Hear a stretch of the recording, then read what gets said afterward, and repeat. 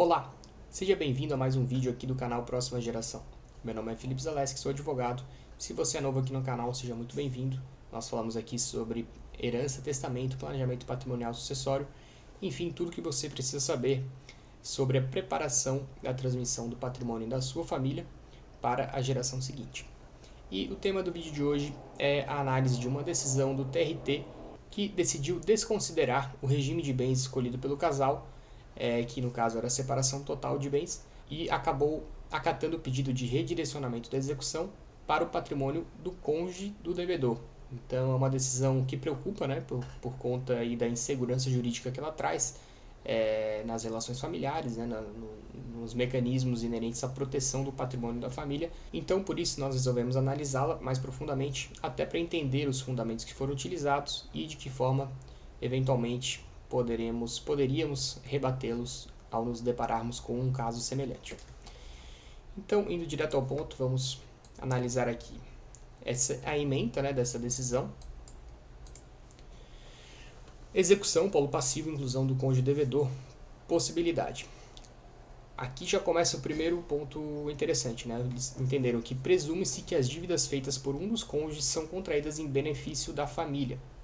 E aqui eles não falam nada sobre regime de bens, né? O que é essa presunção? Seria no caso aí da comunhão universal de bens ou na comunhão parcial em relação aos bens, as dívidas adquiridas após o casamento? Não, eles não têm distinção nenhuma aqui.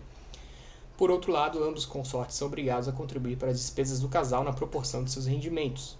Portanto, a míngua de provas de sentido contrário, aqui outra expressão interessante, né? A míngua de provas de sentido contrário. Então, a gente já consegue entender que está havendo a chamada inversão do ônus da prova. Então, estão presumindo que não tem provas, ou seja, que o cônjuge ele não fez prova que ele deveria fazer, segundo o entendimento aqui do TRT. Esse aqui é o TRT de Goiás, tá?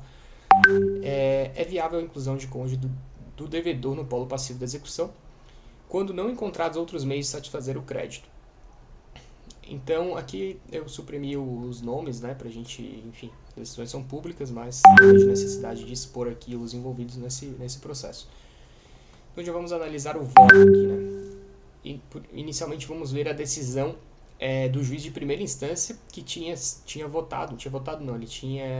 decidido, né, a sentença tinha sido no sentido de negar o pedido do exequente. Então, essa decisão ela foi reformada, né, pelo TRT. Então, vamos ver quais foram os fundamentos do juiz, tá? Não confundam que o fundamento do juiz é, no meu entendimento, antecipando aqui o mais correto. Nos termos da segunda alteração contratual da empresa X, os sócios ali, né, eu ocultei os nomes, eles venderam as suas cotas da empresa à senhora N.A. de Moraes. A consolidação do contrato social da empresa em nome da sócia, foi registrada na Junta Comercial do Estado de Goiás na data de 1º de outubro de 2020. No caso, a aquisição da empresa X pela senhora N.A. de Moraes ocorreu em data anterior ao casamento com o executado, em regime de separação total de bens. Então, aqui, ela comprou essa empresa, a empresa que agora está sendo objeto da desconsideração da personalidade jurídica, antes, então, do casamento, que foi em regime de separação total de bens. Mas aqui independe, né? A gente sabe que pelo regime de separação total de bens, se a aquisição foi antes ou depois, isso aqui não influencia nada. No regime de separação de bens, os bens e as dívidas contraídos antes ou depois do casamento não se comunicam, cabendo a cada cônjuge responder isoladamente por seus próprios débitos, nos termos do artigo 1687 do Código Civil, cuja incidência ao caso não pode ser afastada. Registro que a empresa contestante foi adquirida pela esposa do executado antes do casamento. Isso, como eu falei, para mim isso seria irrelevante, mas enfim. Bem como não a prova. Claro, é irrelevante, mas ao mesmo tempo mostra uma certa boa-fé, né? Porque mostra que não teria nem possibilidade de haver aí um desvirtuamento, ou seja, uma simulação de que a empresa teria sido adquirida com o dinheiro do marido e, na verdade, sido registrada em nome da esposa, né? Então, isso até influencia de certa forma nesse caso, e mais para fins de separação do patrimônio não tem tanta relevância. Bem como não aprova a alegação do exequente de que o executado utiliza de sua companheira e de terceiros para movimentar a empresa e finanças. Foi isso que eu falei. Então, o juiz tomou esse cuidado, essa decisão, na minha opinião, estava correta, e infelizmente o TRT acabou entendendo de forma diferente, que é o que a gente vai começar a analisar a partir de agora. Denota-se a partir do contrato social que a pessoa jurídica X passou a titularidade da senhora N.A. de Moraes em setembro de 2020. e o casamento foi em dezembro também de 2020. Acerca do fato, destaco que no âmbito da Justiça do Trabalho, a desconsideração da personalidade jurídica é a mais ampla possível, adotando-se a teoria menor prevista no artigo 28, parágrafo 5º da Lei 8.078 de 90. Essa lei aqui é o Código de Defesa do Consumidor, que de alguma forma foi utilizado aí pelo tribunal para fundamentar uma condenação trabalhista. De modo que basta a frustração da execução com a demonstração de insolvência da sociedade para que se admita a desconsideração da personalidade jurídica e execução diretamente aos bens dos sócios, sem necessidade de comprovação de fraude ou confusão patrimonial, nos termos previstos do artigo 50 do Código Civil, porquanto presume-se a violação da lei, do contrato social ou dos estatutos. Então, é interessante aqui que o desembargador ele fala que se presume a violação da lei, do contrato social, dos estatutos. Só que aqui a gente está falando da empresa, da esposa, do sócio, da reclamada. Então, não necessariamente essa empresa ela deixou de existir, ela deixou de operar, que na verdade essa presunção, né, que está prevista no artigo 50 do Código Civil, é para quando há uma dissolução regular da sociedade. Tudo bem, a empresa devedora trabalhista, ela pode haver essa presunção, ou seja, desconsidera-se a personalidade jurídica dela para atingir o patrimônio do sócio, que era o marido da esposa, e não encontrando bem no patrimônio do sócio, eles foram para o patrimônio da esposa, alegando que existiria uma violação. Realmente eu acho que teve uma certa confusão aqui nesse raciocínio, porque o caso não me parece ser de aplicar essa presunção aqui do artigo 50 do Código Civil, porque o que tudo indica, a empresa da esposa do devedor, ela continuaria existindo. Então, que violação seria essa, né? Que violação do contrato social seria essa? Então, poderia haver uma violação, na verdade, das regras que regem esse casamento, né? Então, se houvesse a comprovação de que a separação de bens seria só de fachada, que na prática existia uma confusão patrimonial entre os cônjuges, aí sim talvez você pudesse fazer algum tipo de presunção nesse sentido, mas não fundamentada nesse artigo 50, na minha opinião, é claro. Então, seguindo, nesse sentido, vocês podem ver que não tem uma fundamentação uma construção tão robusta. É claro que aqui eu tirei algumas, eu lapidei, né, para o que importa aqui, não copiei na íntegra esse acordo, mas a fundamentação basicamente é essa, tá? Então, nesse sentido, ainda que a certidão de casamento comprove a adoção do regime de separação de bens, é possível o redirecionamento da execução para cônjuge do sócio executado, e não só para cônjuge, como para a empresa da cônjuge, né? Então, aqui tá havendo até uma certa desconsideração inversa da personalidade jurídica, né? Que seria, no caso, você atacar o patrimônio de uma empresa por uma dívida do sócio. Então, não apenas eles foram na esposa do devedor, como foram na empresa da qual ela é sócio. Então, para vocês verem um nível de agressividade, digamos assim, né, que existe na Justiça do Trabalho quando há um passivo trabalhista aí que não foi quitado. Então já fica a orientação aí para evitar ao máximo, né, deixar passivos trabalhistas em aberto, porque a Justiça do Trabalho realmente, as execuções elas não têm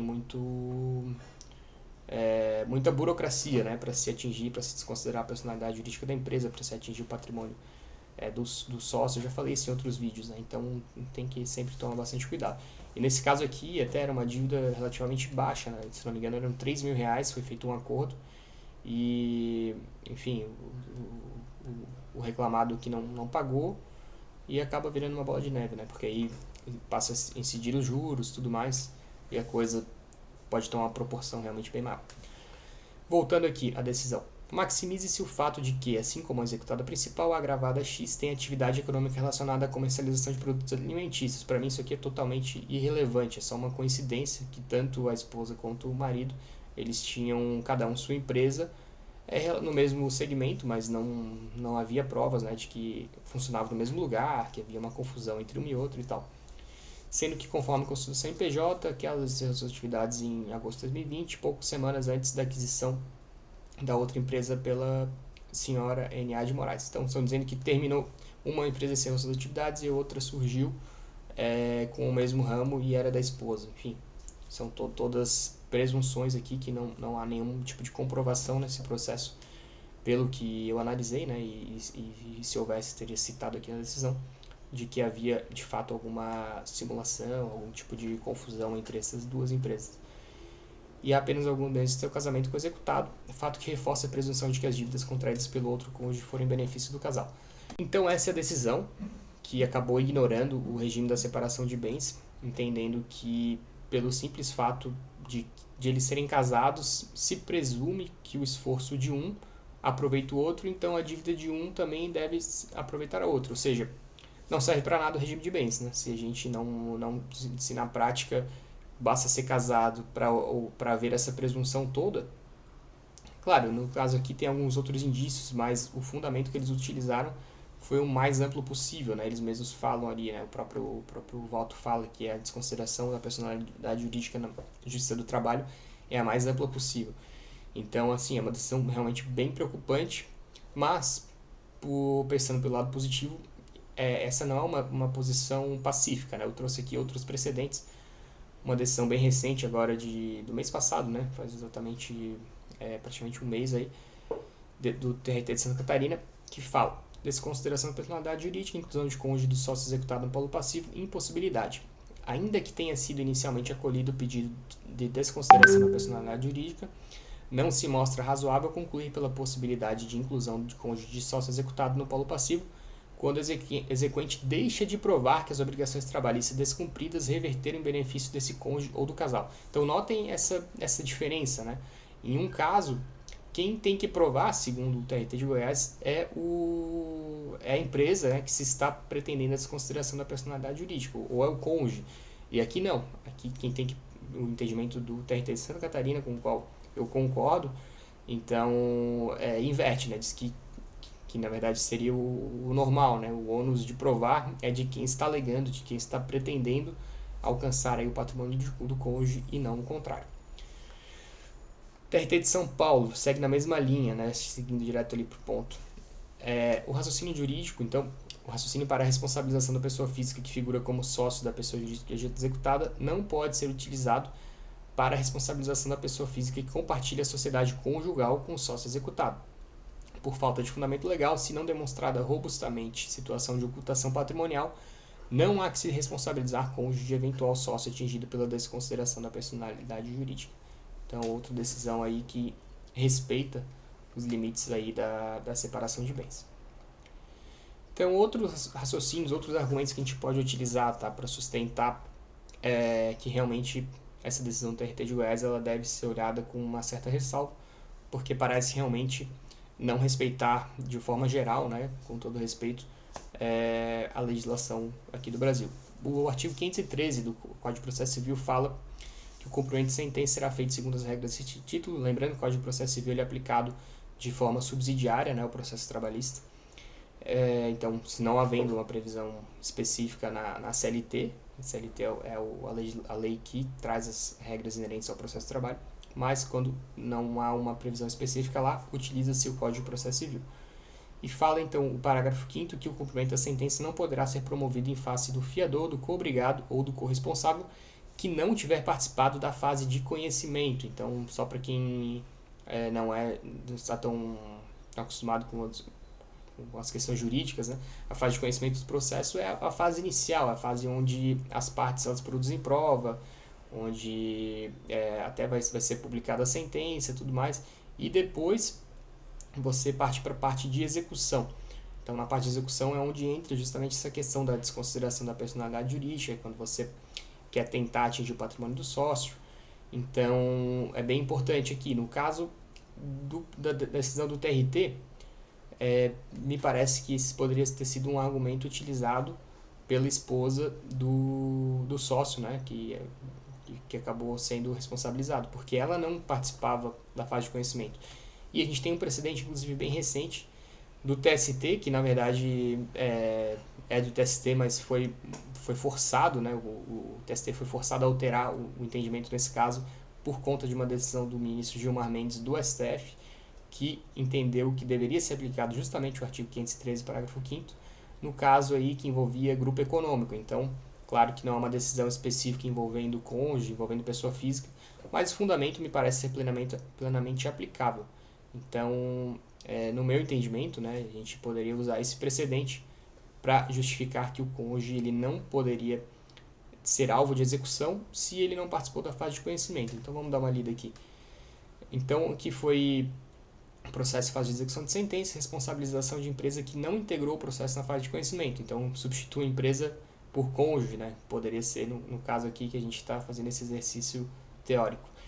A decisão então do TST ela foi cassada pela Suprema Corte por conta então aí que não foi observado o artigo 513, parágrafo 5º do CPC.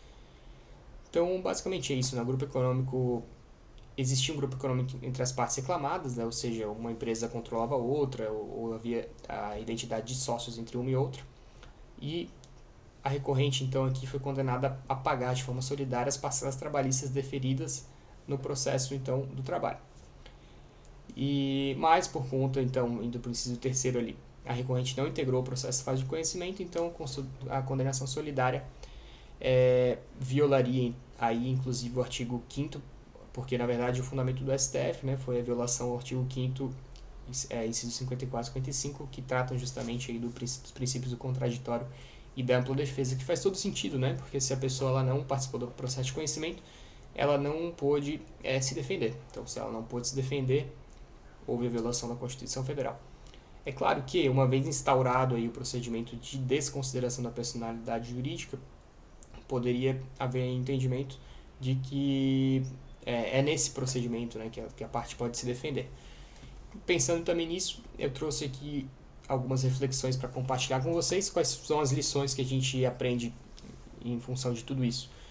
Primeiro, a importância de haver efetiva separação do patrimônio. Então a gente não pode simplesmente achar que pelo fato de os cônjuges serem casados pela separação de bens, está tudo seguro, tudo tranquilo, eu posso fazer o que eu quiser com o meu patrimônio. Não é bem assim, eu até já comentei em outro vídeo, né, a questão tributária, se houver transferências relevantes de valores ou de bens de um cônjuge para o outro, isso pode caracterizar a transferência, né, da propriedade, que por sua vez caracteriza aí ou uma doação, enfim, ou se for um imóvel ou até o próprio ITBI, se for o caso. Então, tem que realmente ter separação. Se o casal optou pela separação de bens, não é só para ficar no papel, não é só para tentar uma blindagem patrimonial, termo muito utilizado aí, que cada vez mais tem se provado equivocado, né? Porque você fala blindar, parece que não tem como passar nada por ali, né? E a gente está vendo aqui um caso em que clássico, né, de planejamento patrimonial, que é um casamento pela separação de bens, que está sendo relativizado pelo TRT de Goiás. Então, assim, existir realmente essa separação para que não haja nenhum tipo de questionamento, nenhuma tese levantada de que houve uma fraude e tudo mais. Segunda lição, comprovar que cada um é responsável pelo pagamento de suas próprias contas, que na verdade é uma derivação da primeira, né? Então a gente tem que ter como comprovar se você se deparar com a situação em um processo, né? Se for advogado ou a própria parte. Então tenha em mente que é importante comprovar, porque em alguns casos pode haver a inversão do ônus da prova, como nós falamos anteriormente. Se o cônjuge for titular de empresa, manter a contabilidade em dia. Então, porque vai ser a contabilidade que vai nos dizer, por exemplo, se a empresa dá lucro. Então, a gente viu, a presunção utilizada pelo TRT de Goiás foi de que o esforço, né, de um cônjuge aproveita o outro. Mas e se esse esforço resulta em prejuízo? Como é que você vai dizer que o patrimônio da empresa deve ser atingido se aquela empresa não está nem dando lucro que seria suficiente para favorecer o cônjuge? Então, assim, são questões que a gente pode utilizar como argumento para mostrar que, na verdade, não há nenhum tipo de benefício do cônjuge em relação ao patrimônio, né, da esposa. Aí qual que é o objetivo? É produzir essas provas no processo, né? Quanto mais provas você tiver, maiores são as chances. Isso é uma consequência de o pedido não ter êxito, né? Mostrar que realmente existe essa separação, que a empresa, os lucros dessas empresas, se houver, eles são distribuídos só realmente para o sócio e que não há nenhum tipo de transferência entre contas. É claro, a esposa vai comprar alguma coisa no supermercado, vai aproveitar a família, né? Mas não pode chegar também nesse nível de